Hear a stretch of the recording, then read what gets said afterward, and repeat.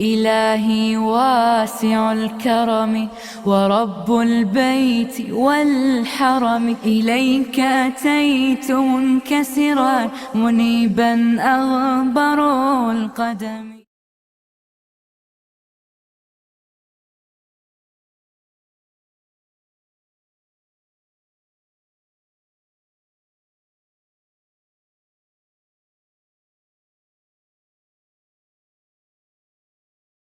حاضرین جمعہ، جیسا کہ قبل از وقت اعلان کیا جا چکا ہے کہ بإذنہ تعالی آج لوگ کیا کہیں گے اس موضوع پر ہمارا خطاب رہے گا۔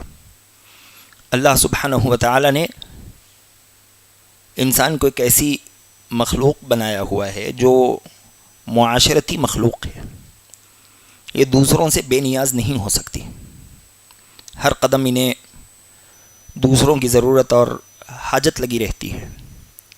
ایسے ہی یہ لوگوں کی رائے سے بھی محفوظ نہیں ہو سکتی۔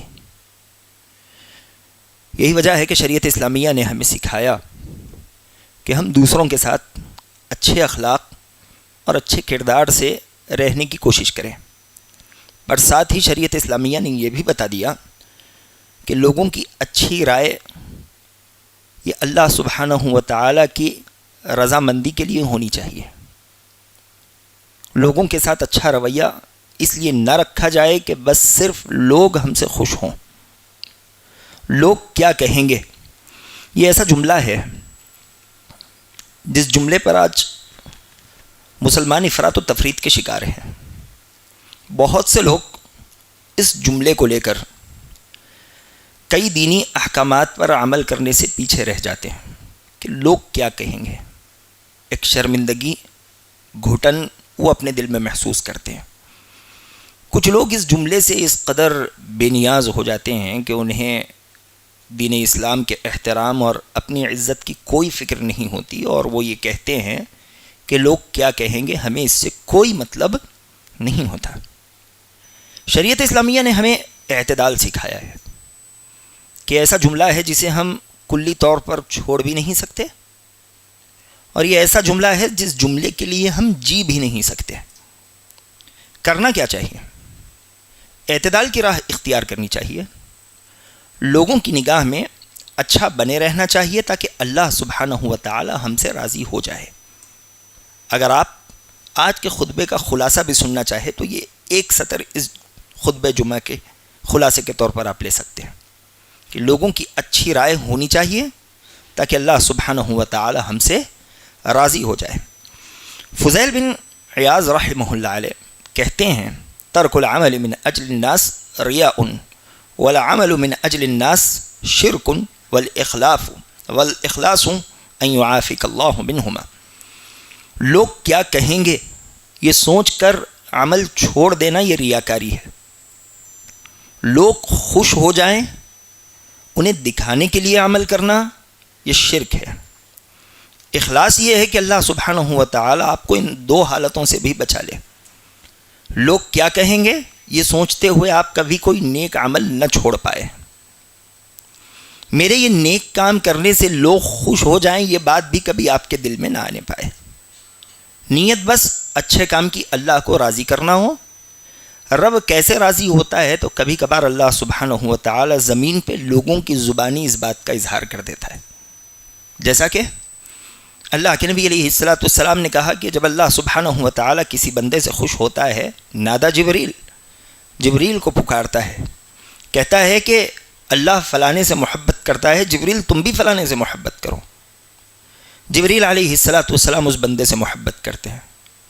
جبریل آسمان کے تمام فرشتوں کو آواز دے کر کہتے ہیں کہ اللہ فلانے سے محبت کرتا ہے، جبریل فلانے سے محبت کرتا ہے، آسمان والو تم بھی فلانے سے محبت کرو۔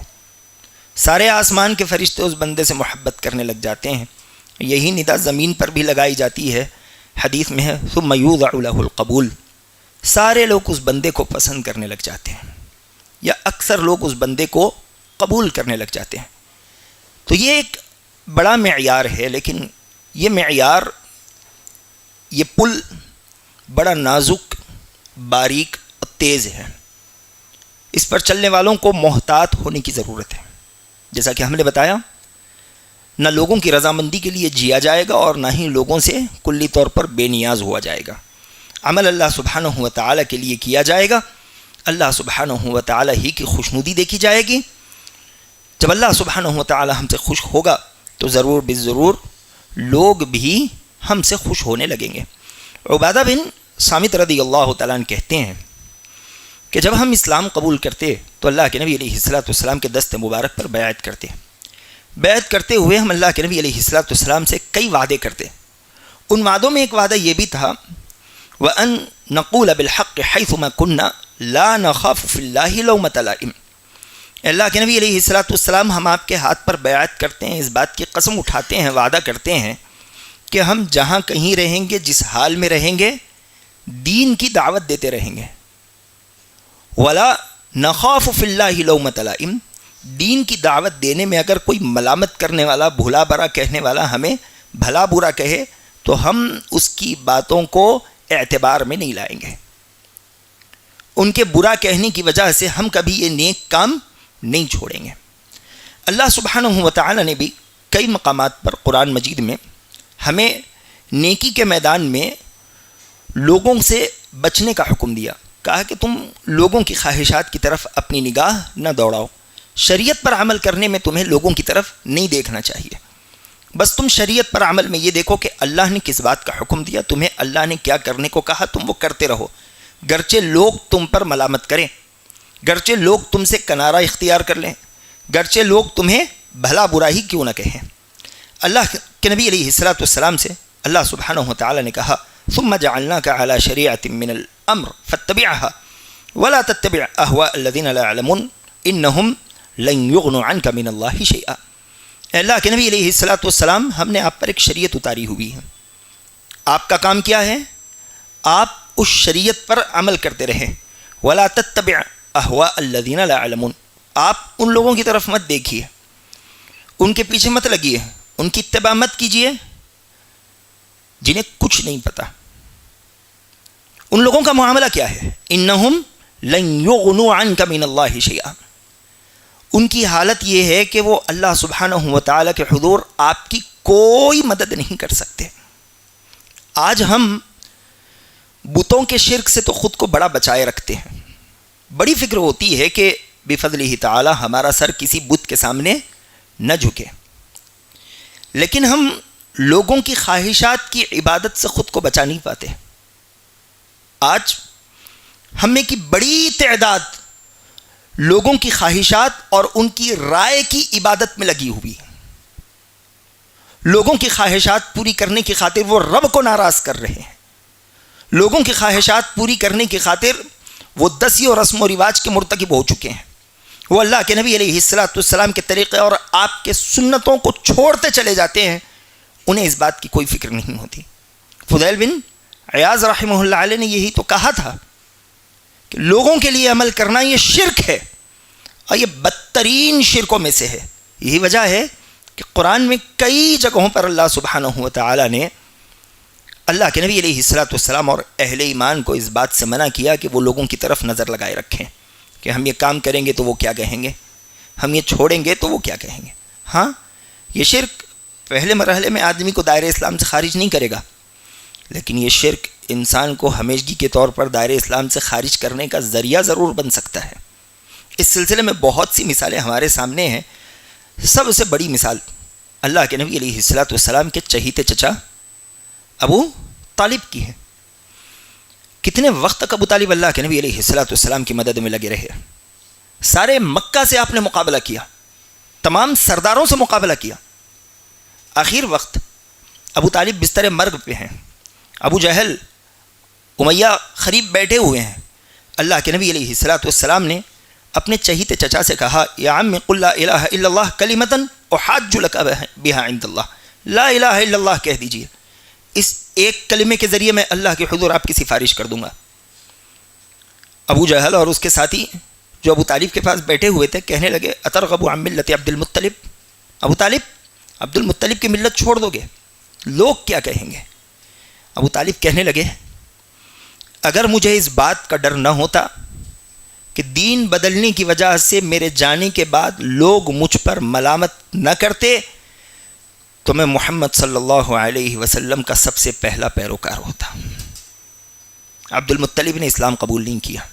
اخیر وقت میں کہنے لگے علی ملت عبد المطلب. ابو طالب ویسے ہی فوت ہو گئے. کہا کہ میں عبد المطلب کے دین پر مرتا ہوں. تو لوگ کیا کہیں گے، یہ ڈر اگر بڑھ جائے تو آدمی کو دائرہ اسلام سے دور کر دیتا ہے. ہرقل جب اس کے سامنے ابو سفیان رضی اللہ تعالیٰ عنہ جو کہ بھی حالت کفر ہی میں تھے، ان کے بالمقابل حمزہ بن عبد المطلب رضی اللہ تعالیٰ عنہ، انہوں نے ساری سچائی بیان کی. اللہ کے نبی علیہ السلام کا خط پہنچا. اس نے خط بھی پڑھا. خط پڑھ کر کہنے لگا کہ اگر یہ خط کی باتیں ایسے ہی ہے جیسے اس میں لکھی گئی ہے تو وہ وقت دور نہیں کہ یہ نبی وہاں کھڑا ہوگا جہاں آج میں کھڑا ہوں. کچھ وقت بعد اس نے اپنے تمام درباریوں کو مدعو کیا. درباریوں کے سامنے اس نے اللہ کے نبی علیہ السلام کی تعریف کی. اس نے اللہ کے نبی علیہ السلام کے دین کی سچائی بیان کی. کہنے لگا کہ میں اسلام کا اعلان کرتا ہوں. کتاب المغازی بخاری کی روایتوں کے مطابق جیسے ہی ہرقل نے بات کہی اس کے درباری دروازوں کی طرف دوڑنے لگے. ہرقل سے ناراض ہو گئے. جب وہ دروازوں کی طرف دوڑنے لگے تو ہرقل نے آواز دی کہ واپس آؤ واپس آؤ، میں تو تمہیں بس آزمانا چاہ رہا تھا، تم اپنے دین پر برقرار رہو. لوگ کیا کہیں گے، اس ایک ڈر نے ہرقل کو دین اسلام سے محروم کر دیا. اس ایک ڈر نے مکہ کے بہت سے کفار کو اسلام کی نعمت سے محروم کر دیا، صحابیت کے شرف سے محروم کر دیا. یہ وہ وقت تھا جس وقت بہت سے غریب مسکین لوگوں نے اسلام قبول کیا تو اللہ سبحانہ و تعالی نے اسی زمین پہ چلتے انہیں جنت کی بشارت سنا دی. یہ جو ڈر ہے لوگ کیا کہیں گے، اس کے بڑے نقصانات ہوتے ہیں. ایک نقصان تو جیسے آپ کے سامنے رکھا گیا، یہ انسان کو اسلام سے خارج کرنے کا بڑا ذریعہ بنتا ہے. ایک نقصان اس کا یہ بھی ہوتا ہے کہ لوگ کیا کہیں گے، اس ڈر سے ہم میں سے بہت سے لوگ نیک کام چھوڑ دیتے ہیں. کتنے مسلمانوں کے حلیے صرف اس لیے بگڑے ہوئے ہیں کہ وہ اس بات سے ڈرتے ہیں کہ لوگ کیا کہیں گے. ان کے چہروں پر داڑھی نہیں ہوتی، لوگ تانا دیں گے، وہ کیا کہیں گے. ان کے پینچے ٹخنوں سے اوپر نہیں ہوتے، لوگ کیا کہیں گے. وہ سنتوں پر عمل نہیں کرتے، لوگوں کے درمیان بیٹھ کر پانی پینے میں شرم آتی ہے. آزوک بازوک والے کیا کہیں گے. مسواک کرنے میں شرم آتی ہے، سیدھے ہاتھ سے کھانے میں شرم آتی ہے، سیدھے ہاتھ سے گلاس پکڑ کر پانی پینے میں شرم آتی ہے. لوگ کیا کہیں گے. کتنی خواتین پردے سے خود کو اس لیے بچائی ہوئی ہیں کہ لوگ کیا کہیں گے. خاندان والے کیا کہیں گے، سہیلیاں کیا کہیں گے.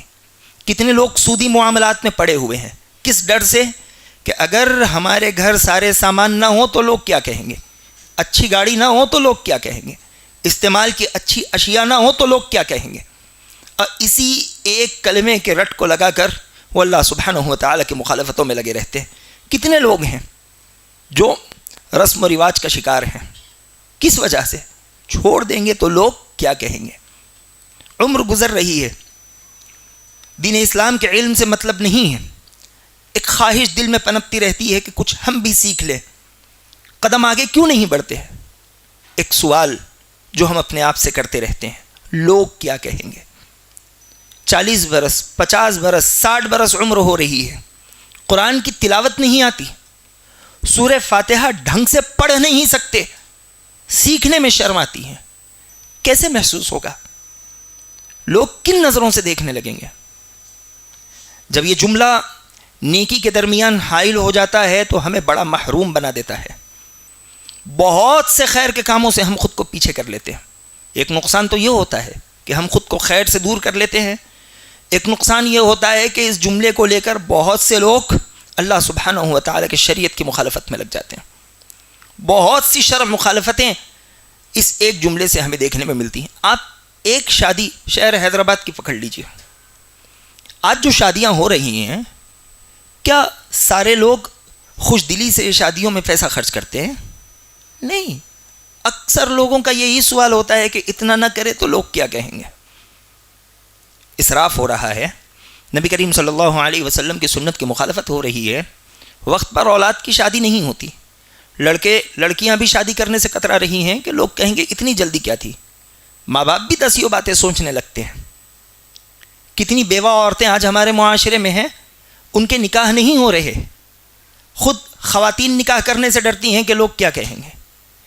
بچیوں کے ماں باپ ان کے بھائی ان کا نکاح کروانے سے ڈرتے ہیں کہ پتہ نہیں لوگ کیا کہیں گے. یہ عجیب بیماری، عجیب جرثومہ آج ہمارے معاشرے میں پھیل رہا ہے. ہمیں اس مسئلے کا حل تلاشنے کی ضرورت ہے. ایسے ہی شریعت اسلامیہ میں اگر ہم دیکھیں تو ہمیں معلوم پڑے گا کہ گناہوں سے بچنے میں اور نیکی کے کاموں کے کرنے میں لوگوں کی رائے کا کبھی اعتبار نہیں ہوتا. آپ نیک کام کرنا چاہتے ہو، اپنی نظر کبھی اس طرف نہ گھماؤ کہ کون کس نظریے سے دیکھ رہا ہے، کون میرے بارے میں کیا کہے گا. آپ خود کو گناہ سے بچانا چاہتے ہو، آپ لوگوں کی باتوں پر اپنے کان کبھی نہ دھرو. آپ صرف اور صرف اللہ سبحانہ و تعالیٰ کی رضا دیکھو. اللہ سبحانہ و تعالیٰ تمام تر معاملات آسان کر دے گا.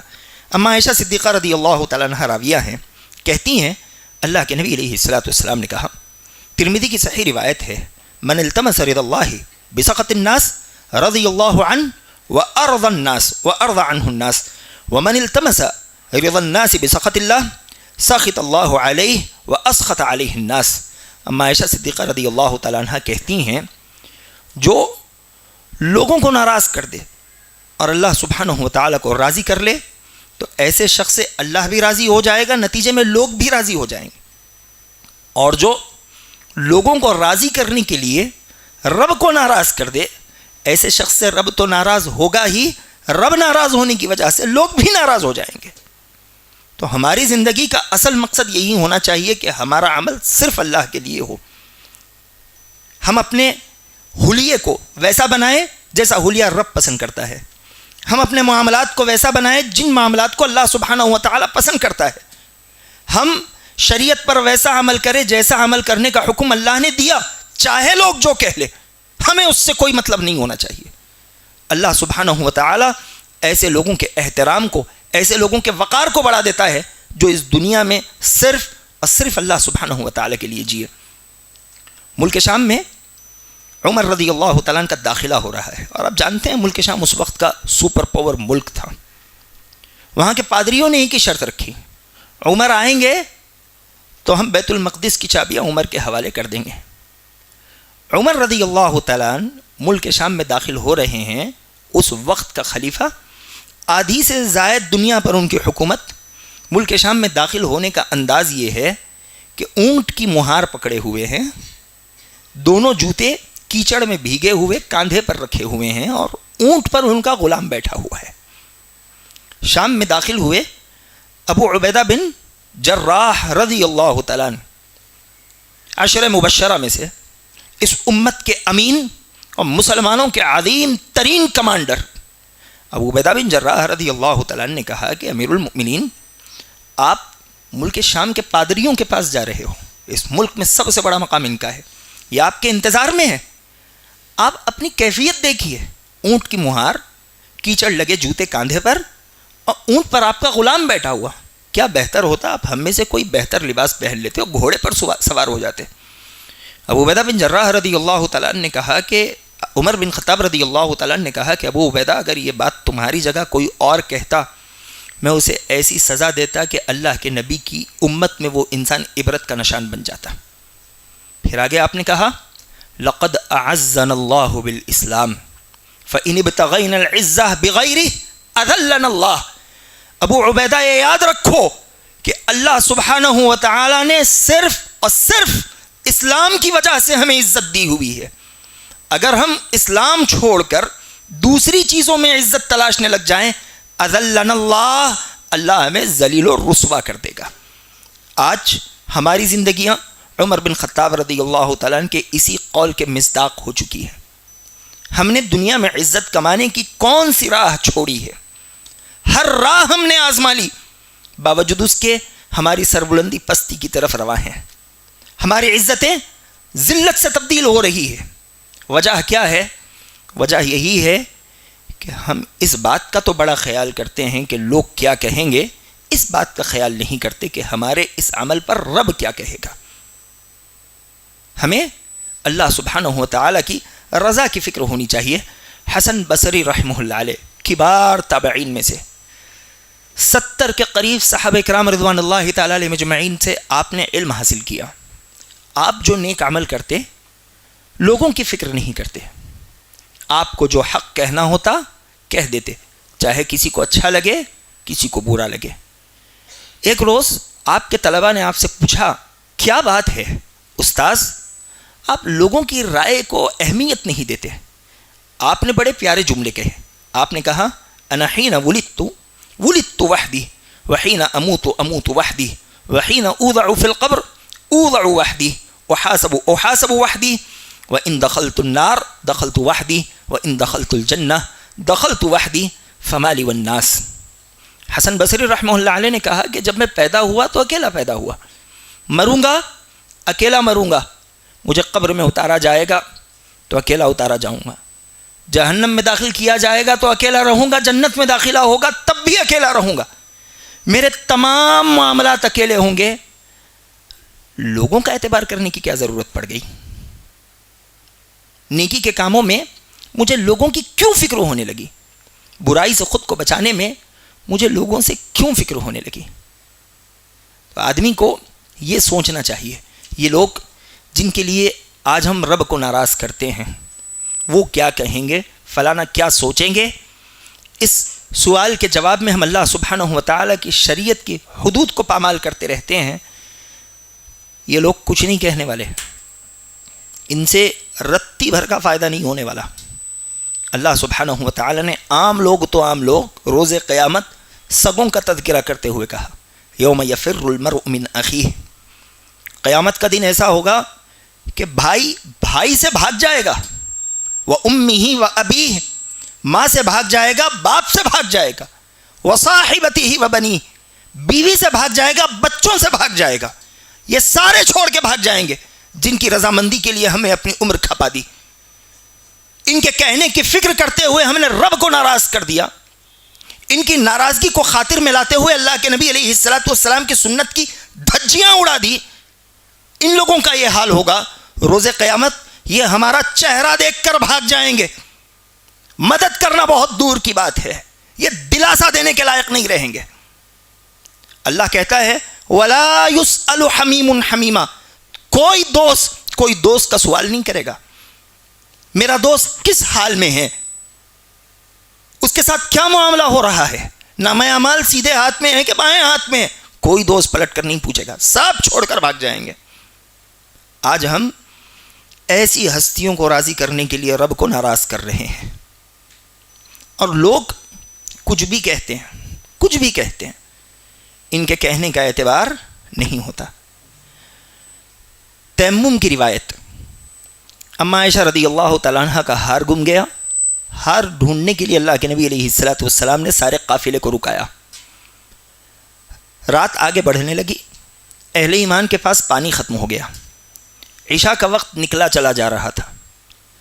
لوگوں نے ابو بکر صدیق رضی اللہ تعالیٰ عنہ سے شکایت کی کہ ابو بکر دیکھو تمہاری بیٹی کی وجہ سے یہ قافلہ روکا گیا ہے, پانی نہیں ہے, سارے مسلمانوں کو تکلیف ہو رہی ہے, نماز بھی ادا کرنی ہے. ابو بکر رضی اللہ تعالیٰ عنہ غصہ ہو گئے. بیٹی کے پاس آتے ہیں تو کیا دیکھتے ہیں کہ اللہ کے نبی علیہ الصلوۃ والسلام اما عائشہ کی مانڈی پر سر رکھ کر سو رہے ہیں. تو آپ نے بیٹی کو ڈانٹ لگائی اور کمر میں اس طرح انگوٹھے سے مارنے لگے کہ کیوں تو نے اللہ کے نبی علیہ الصلوۃ والسلام کو روکا. اما عائشہ رضی اللہ تعالیٰ عنہ کہتی ہیں کہ میں ہل بھی نہیں سکتی تھی کہ نبی علیہ الصلوۃ والسلام کی نیند میں خلل نہ آ جائے, میں برداشت کرتی رہی. کچھ ہی دیر بعد اللہ سبحانہ و تعالیٰ نے آیت تیمم نازل کر دی. اس امت پر اللہ کا ایک عظیم ترین احسان, رب کی ایک عظیم ترین رحمت اللہ نے نازل کر دی.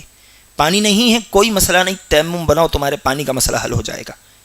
اگلے لمحے وہی لوگ جو ابو بکر صدیق رضی اللہ تعالیٰ عنہ سے اما عائشہ کی شکایتیں کر رہے تھے, وہ جوق در جوق ابو بکر رضی اللہ تعالیٰ عنہ سے دوبارہ ملنے لگے, ہاتھ ملا کر کہنے لگے ابو بکر یہ تمہارے گھر کی پہلی برکت نہیں ہے جو اللہ نے نازل کی, تمہارے گھر سے بڑی برکتیں آتی رہتی. لوگوں کا یہ معاملہ ہوتا ہے. تو ہمیں اپنی زندگی میں لوگ کیا کہیں گے اس کی فکر کبھی نہیں کرنی چاہیے. رب کیا کہے گا, میرے اس عمل سے رب کتنا راضی ہوگا, ہمیں بس اسی ایک سوال کی فکر ہونی چاہیے, اسی ایک سوال کی فکر. ہاں اللہ سبحانہ و تعالی نے کہا کہ تمہیں اہل ایمان کے رائے کی فکر کرنی چاہیے، اس لیے کہ جیسے کہ خطبے کے شروعات میں کہا گیا، اللہ سبحانہ و تعالی جس سے راضی ہوتا ہے اہل ایمان بھی اس سے راضی ہوتے ہیں۔ اہل ایمان کی رائے بڑی اہمیت کی حامل ہوتی ہے۔ اہل ایمان کی رائے کی فکر ہونی چاہیے، پر کہاں کہاں؟ اگر اہل ایمان ہمیں کوئی شرعی حکم بتائے تو اس پر عمل ہونا چاہیے۔ ہم ان سے یہ نہیں کہہ سکتے کہ آپ کا معاملہ آپ کے حوالے، ہمارا معاملہ ہمارے حوالے۔ وہ نیکی کا حکم دے، اسے قبول کیا جائے گا، وہ برائی سے روکے، اس سے رکا جائے گا۔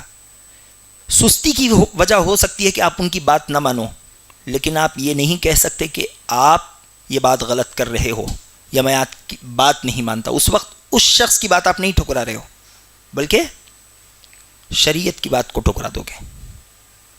تو اہل ایمان نیکی کے کاموں میں، گناہوں سے رکنے میں، اگر ہمیں کسی بات کا حکم دے، ہم سے کوئی بات کرے تو ان کی بات مانی جائے گی۔ یہ اللہ کا حکم ہے۔ اللہ نے کہا وَتَعَاوَنُوا عَلَى الْبِرِّ وَالتَّقْوَى وَلَا تَعَاوَنُوا عَلَى الْإِثْمِ وَالْعُدْوَانِ، آپس میں تقوی کے معاملے میں، اللہ سے ڈرنے کے معاملے میں ایک دوسرے کی مدد کرو، گناہوں کے معاملے میں کبھی ایک دوسرے کی مدد نہ کرو۔ دوسری جگہ جہاں ہمیں لوگوں کی یعنی خاصتاً اہل ایمان کی باتوں کی فکر کرنی چاہیے، ان کی رائے کو اہمیت دینی چاہیے، وہ ہے مواضع التہم، ایسی جگہ جہاں بدگمانیاں پیدا ہو سکتی ہیں یا جہاں ہم پر تہمت لگ سکتی ہے۔ ایسی جگہوں پر آدمی یہ نہ کہے کہ مجھے کسی کے بات کی فکر نہیں، بلکہ وہ وضاحت دے اور اپنے عزت کی حفاظت کی کوشش کرے۔ جیسا کہ اللہ کے نبی علیہ السلام مسجد نبوی سے اپنی بیوی صفیہ کو لے کر حجرے کی طرف جا رہے تھے۔ دو انصاری صحابہ نے نبی علیہ السلام کو دیکھا، شرم کے مارے نیچے منڈی ڈال کر جلدی جلدی چلنے لگے۔ نبی علیہ السلام نے ان دونوں کو بلایا، کہا کہ یہاں آؤ، یہاں آؤ۔ جب وہ دو آ گئے تو اللہ کے نبی علیہ السلام نے کہا انہا صفیہ، یہ میری بیوی صفیہ ہے، میں کسی غیر عورت کے ساتھ نہیں ہوں۔ وقت کے نبی ہیں، وہ پریشان ہو گئے۔ انہوں نے کہا کہ اللہ کے نبی علیہ السلام کیا ہم آپ پر بدگمان ہو سکتے ہیں؟ نبی علیہ السلام نے کہا ان الشیطان یجری فی ابن آدم کمجر الدم، تم بدگمان نہیں ہو سکتے، لیکن شیطان کا معاملہ یہ ہے کہ وہ انسان کے جسم میں، اس کی رگوں میں خون کی طرح دوڑتا ہے، بدگمانیاں پیدا کرتا ہے۔ تو جہاں کہیں تمہاری عزت اچھالی جائے، تمہیں اس بات کا ڈر ہو، تم پر تہمت لگ سکتی ہو، تو تمہیں وہاں لوگوں کی باتوں کا اعتبار کرنا چاہیے، خود کو روک لینا چاہیے، یا وضاحت دینے کی ضرورت پڑے تو وضاحت دے دینی چاہیے۔ ایسے ہی جب ہم کوئی دینی منصب پر ہو تب بھی ہمیں لوگوں کی باتوں کی بڑی فکر کرنی چاہیے۔ جیسے آپ استاذ ہو، مسجد کے امام ہو، عالم ہو، خاندان و قبیلے کے بڑے ہو، تو آپ کو مروت کا بڑا لحاظ رکھنا چاہیے۔ آپ مسجد کے امام ہو، چوراہے پر کھڑے رہ کر نہیں کھا سکتے، مروت کے خلاف ہے۔ آپ اونچے عہدے پر ہو، بازاروں میں چیخ پکارتے ہوئے نہیں پھر سکتے، کیوں؟ آپ اونچے عہدے پر ہو۔ اللہ سبحانہ و تعالی نے اس عہدے کے ساتھ آپ پر آپ کی عزت کی ذمہ داری بھی ڈالی ہوئی ہے۔ لوگ آپ کو دیکھ کر چلیں گے، آپ باوقار ہونے چاہیے۔ محدثین کا یہ معاملہ تھا کہ وہ کسی کے پاس حدیث لینے جاتے اور اس کے بارے میں معلوم ہوتا کہ یہ آدمی بازار میں چلتے ہوئے زور سے چیخ دیتا یا بازار میں کھڑے رہ کر کھا لیتا، محدثین ایسے انسان سے حدیث نہیں لیتے تھے۔ کیوں؟ اس لیے کہ یہ رب کے نبی کی حدیث بیان کر رہا ہے، لیکن اسے مروت کا لحاظ نہیں ہے۔ آج مروت کے معاملے میں ہم بڑے پچھڑے ہوتے جا رہے ہیں، ہمیں مروت کا کوئی خیال نہیں۔ اللہ سبحانہ و تعالی اس سے ہماری حفاظت کرے۔ اور یاد رکھیں، اہل ایمان کی رائے کسی کے حق میں جنت واجب کر دیتی ہے یا کسی کے حق میں جہنم کو بھی واجب کر دیتی ہے۔ یہ اتنا ہلکا معاملہ بھی نہیں ہے۔ عمر بن خطاب رضی اللہ تعالیٰ راوی حدیث ہیں، کہتے ہیں کہ ایک روز ہم اللہ کے نبی علیہ السلام کے ساتھ بیٹھے ہوئے تھے، ایک جنازہ جانے لگا۔ کچھ لوگوں نے اس جنازے کی تعریف کر دی۔ نبی علیہ السلام نے کہا وجبت، واجب ہو گئی۔ کچھ دیر بعد دوسرا جنازہ گیا، لوگوں نے اس جنازے کی برائی بیان کر دی۔ نبی علیہ السلام نے کہا وجبت، واجب ہو گئی۔ کچھ دیر بعد صحابہ کرام رضوان اللہ تعالیٰ علیہ مجمعین نے اللہ کے نبی علیہ السلام سے سوال کیا کہ اللہ کے نبی، آپ نے وجبت کہا، کیا مطلب ہے، کیا واجب ہو گئی؟ آپ علیہ السلام کہتے ہیں انتم اثنیتم علیہ خیرا من اثنیتم علیہ خیرا وجبت له الجنہ ومن اثنیتم علیہ شرا وجبت له النار انتم شہداء اللہ فی الارض انتم شہداء اللہ فی الارض انتم شہداء اللہ فی الارض۔ اللہ کے نبی علیہ السلام کہتے ہیں جس کی تم تعریف کر دو اس انسان پر جنت واجب ہو جائے گی، اور جس کی تم برائی بیان کر دو اس انسان پر جہنم واجب ہو جائے گی۔ کیوں؟ انتم شہداء اللہ فی الارض، اس لیے کہ اللہ کی جانب سے تم اس زمین پر گواہی دینے والے بنا کر بھیجے گئے ہو۔ تو اہل ایمان اور نیک لوگوں کی گواہیوں کی بڑی قدر ہوتی ہے، بڑی قدر ہوتی ہے۔ تو ہمیں اپنے اعمال بہتر بنانے چاہیے۔ ہر عمل آدمی صرف اللہ کو راضی کرنے کے لیے کرے، رب راضی ہو جائے، اہل ایمان خود بخود ہم سے راضی ہو جائیں گے، اللہ سبحانہ و تعالی راضی کر دے گا۔ تو لوگ کیا کہیں گے، یہ سوال بڑا اہم ہے دینی معاملات میں، اور برائی کے معاملے میں اس سوال کی کوئی حیثیت نہیں ہے۔ آج اس سوال کے ناحیے سے ہمیں خود کی تربیت کرنے کی ضرورت ہے۔ بہت سے نیکی کے کام صرف اس ایک سوال پر چھوڑ دیے جاتے ہیں، اور بہت سی برائی صرف ایک سوال پر اختیار کر لی جاتی ہے۔ اور ایک تیسرا گروہ ہے جسے کسی کے کہنے سے کوئی فرق نہیں پڑتا، وہ یہی نعرہ لگاتا ہے میرا جسم میری مرضی۔ ایسے نہیں ہوتا۔